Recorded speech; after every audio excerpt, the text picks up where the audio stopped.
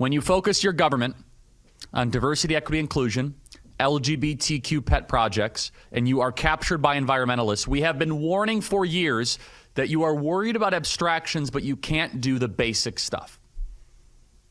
You can't do the basic necessities of government. Like have a fire hydrant that works during a fire. Like being able to clean up the brush to make sure that fires do not consume your entire city. What is happening right now in California is apocalyptic. I now know of 6 people personally, not like one-off, 6 people personally of homes I have visited that are now gone. That are just gone. Gone. One of our team members, who many of you know, Stacy, her house is just gone. Got her family out. Praise God. I think they had to leave a pet behind. Just terrible. Gone.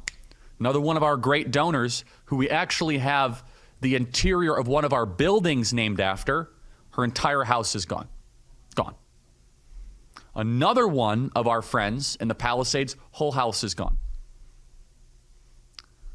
This is some of the worst fires we've ever seen. And joining us now is Peachy Keenan, native Los Angeles resident, author of Domestic Extremist, and also is in the midst of where a lot of these fires are happening. Peachy, welcome to the program. What is the latest on the ground? Hey, Charlie, how are you? This is so crazy because I grew up in the Palisades Village and the Palisades Riviera, and now I live in the Pasadena and Altadena area. So I'm being hit. Everyone I know right now is basically under evacuation. Two of my husband's cousins in the Palisades Village, their homes are burned to the ground. Their children's schools burned to the ground. Pali High School is gone. Flatstones, all these iconic restaurants in the Palisades I grew up going to, gone. The Real Inn, my mother, I grew up in the Palisades. My mother lived in Malibu. Those neighborhoods are now destroyed. And here I am now, really on the border of Pasadena and Altadena. My house is still standing. We're okay, thank God. Unfortunately, we have several friends now whose homes they just found out this morning are gone here in Altadena. This is not where celebrities live. This is not millionaires. These are like families who have been here for 30, 40 years. My son who's here. Hey, Charlie. He's a student at Hillsdale. He is home for Christmas break, and I'm glad he was because he was helping carry all of our things to our car last night. We got our little kids out. And here's the sad thing is that the kind of local hardware store, which is like a famous many-year run family business, Altadena Hardware, we found out this morning that burned to the ground. And both of my sons have worked there, and my son was working there last night selling, emergency supplies to people. And now that's gone. So this is just traumatic. I just walked up 2 blocks. You can see behind me, this whole neighborhood here above New York Avenue, which is like a main east-west thoroughfare, but dividing Altadena and Pasadena, is completely engulfed. I was standing in front of homes that were just burnt just to the ground, to the foundation. And it's just absolutely apocalyptic is the right word. Peachy, I don't want to overly politicize this, but honestly, we have to because it's one-party rule. The state government is controlled by Democrats. The county government is controlled by Democrats. The city government is controlled by Democrats. They are unprepared. They didn't listen to our warnings.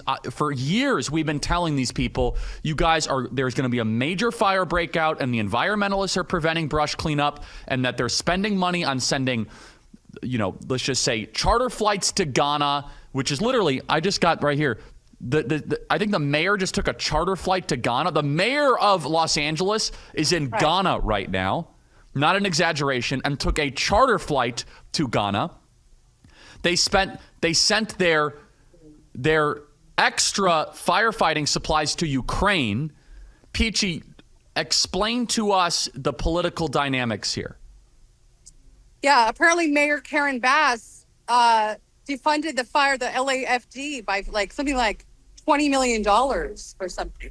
We can't even get the homeless junkies, which are literally in Pasadena now. We can't get them to come clean up the tents, to get these people out of there. And every year, it's always the homeless camps in these mountains behind me and in the Santa Monica Mountains. They're the ones who start the fire. I don't know if you remember 3 or 4 years ago, Bel Air burned down, where the 405 comes through by the Getty Center. That almost burned down because of a homeless encampment right there in that valley. And so it's just these stupid policies. They don't clear the brush. Having no water in Pacific Palisades, which is one of the most expensive zip codes in the world, is actually like that's criminal. That's attempted murder, to be frank. I mean, this is it true that they were trying to get water out of the fire hydrants and there was no water? How does that even happen? Yeah, that's what Rick Caruso said. He lives in Brentwood, which I think his daughter in the Palisades lost her home. You know, he's the one who ran for mayor in LA. And so he's really the only guy talking sense here. Yeah, and he said last night that there was no water in the fire hydrants. Pacific Palisades, you know, entry level starting home in the Palisades, probably, you know, $3-4 million. So, you know, you expect, like, what do we pay our property taxes to? We can't go to the schools here. The fire departments don't have water. Like, what exactly are we paying for? It's really hard to justify even paying $1 more of property tax. Let's play cut 65, please. This is Rick Caruso, who should have been mayor of LA. They did everything to prevent him from becoming. Play cut 65.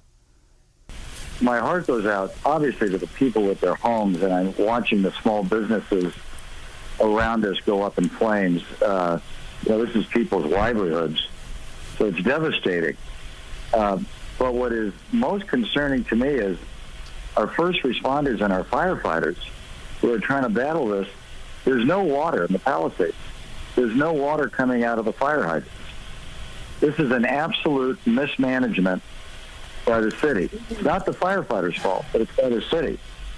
And I'm going to be very honest. We've got a mayor that's out of the country, and we've got a city that's burning, and there's no resources to put out fires. So if you look at your pictures, you don't see the firefighters there because there's nothing they can do. And it looks like we're in a third world country here. Peachy. Yeah, third world country. Mm-hmm. I mean, you know, usually the fires are like an encampment under the freeway. And so it's actually hard to know, is something that's burnt out in LA actually, you know, a fire, or is it just like another junkie, you know, lighting his crack pipe or whatever? It's just a travesty. And I keep thinking every year, I've lived here my whole life, one day people are going to stop voting for these people. One day, you know, they're going to recall Gavin Newsom. He beat his recall. He got reelected. Like, it's just, what will it take to wake up people in Los Angeles? Maybe this is it. Maybe this is finally it. I just look at this. This has been for years coming. Oh, yeah. We had the Thousand Oaks fires back in 2020. We had the similar fires in 2018.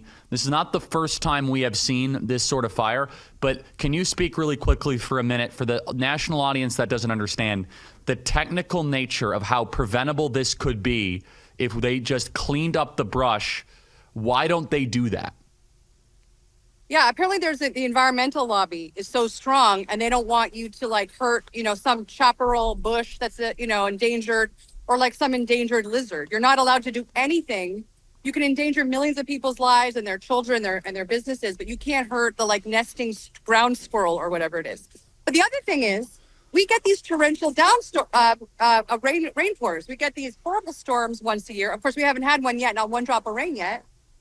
We have so much water comes down into the city, so much water, billions of tons of water, and it all goes right into the ocean. It just goes right into the ocean. And everyone's always wondering, like, why don't they just like build, you know, big reservoirs? Why can't you capture this water, have all this water? You could have locally stored water tanks. You could have neighbors fighting their own fires in the Palisades, in Malibu. Malibu's burned down like 10 times in my lifetime, and they've never once organized this.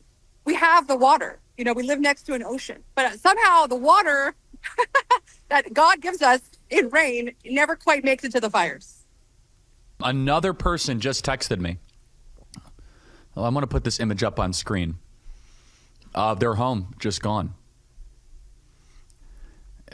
Look, I have a lot of friends in the Palisades. We do a lot of events there. We do a lot of support.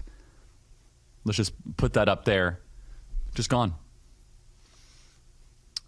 Eliminated and obliterated. Peachy is with us. Peachy, what can the federal government do, President Trump, in 12 days to intervene here? Has FEMA been called? Why has the National Guard not been called? I don't know how good they would be maybe necessarily at fighting fires, but at least with logistical support. What am I missing here? I mean, maybe FEMA would help this area because these are Biden voters. We know FEMA doesn't want to help you if you're a Trump voter. They're not going to help my house. I mean, I guess they just have to work on whoever manages these mountains. I mean, these mountains keep burning and displacing all these people. But I just wanted to show you where I am. I walked up a little bit. I'm at Lake Avenue, the main north-south thoroughfare of Pasadena and Atchison. And you can see it's been like totally blocked off. And behind me is this beautiful old church, Westminster Presbyterian. And behind me is completely blocked, black smoke. All these homes here in Altadena along Lake Avenue, all the businesses are just going. And honestly, it's like really heartbreaking for me. I know a family. My friend has 10 children. Her husband recently died of cancer, and they live up that street in a beautiful old home. And that's the only memory all her children have of their father in that home. And I really have no idea what the fate of her home is. I know that the family is safe, but so many friends in this neighborhood do not know what's happened to their house. Another family at our school, their house was spared, but the neighbors next door up here, their home is gone. And I'm just seeing fire trucks from all over the state coming down here. Thank goodness. I mean, up there, just a block ahead of me, Woodbury, New York, is just, so many cops, black smoke billowing from these beautiful old homes. And like I said, these are not, billionaires. These are not celebrities. These homes are, 120-year-old craftsman homes. They're so beautiful, and families have been in here for decades. And it's just a real nightmare. There's a lot of chatter, and I'm not sure the truth of this, the veracity of it, that there were a lot of fire insurance cancellation letters and notices sent recently. Is that correct? I have no insight into that. I know that California makes it very difficult to get homeowners insurance. You have to, if you want earthquake insurance, it's like so exorbitant that most people don't even bother with earthquake insurance. And homeowners insurance is so expensive. I mean, the cost of living here, as you know, is already so high. I don't know anything about people's policies being canceled. If that's the case, that feels like a lawsuit ready to happen. I've heard that. So I guess the final takeaway here, I guess I have to ask actually while I'm looking at this, is that church going to be consumed by the fire? The neighborhood behind it, I think, might be in danger. The smoke, this is just a couple blocks north of it, is on fire. I think this church is stone. This church has been here since, 1910 probably. And, I think it'll be okay. But up the street, the dry cleaner that we go to is gone. Luckily, none of my husband's shirts were in the dry cleaner. The local hardware store, all these family businesses that have been here for decades, like cornerstones of this community. And it really is a community. I mean, it's a lot of liberals, but, these are good people. And I'm just in total shock. Peachy, we'll be praying for you, and Thanks, we know how terrible this is right now. Thank you so much. Thanks, Charlie.